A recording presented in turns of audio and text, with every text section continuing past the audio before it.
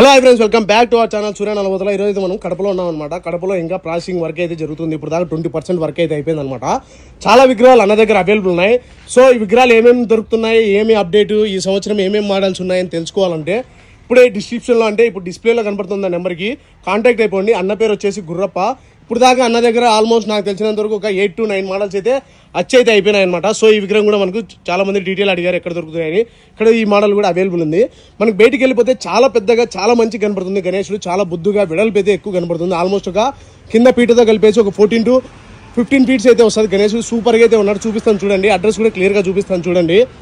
మనకి ఈ గణేష్ అనమాట. ఇది వచ్చేసి ఆల్మోస్ట్ ఒక 15 ఫీట్స్ ఈజీగా అయితే వస్తుంది మనకు. గణేషుడు నేను ఎంత ఎన్నికి వచ్చినా కానీ ఇట్లా వెడల్పు అయితే సరిపోవడంలా అంత పెద్దగా ఉంది. ఇట్లా వెడల్పే నాకు తెలిసినంత వరకు ఇక 8 to 9 ఫీట్స్ అయితే వెడల్పే వస్తుంది. చెవులు కూడా చూసారా ఎంత పెద్దగా కనబడుతున్నాయా.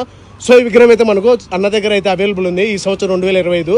సో ఈ విగ్రహం కానీ లేకుంటే అన్న దగ్గర ఏమేమి అప్డేట్ దొరుకుతున్నాయి కనుక్కోవాలని ఇప్పుడే డిస్క్రిప్షన్లో ఉండే నెంబర్కి అయితే కాంటాక్ట్ అయిపోయింది. డిస్ప్లేలో ఉండే నెంబరు.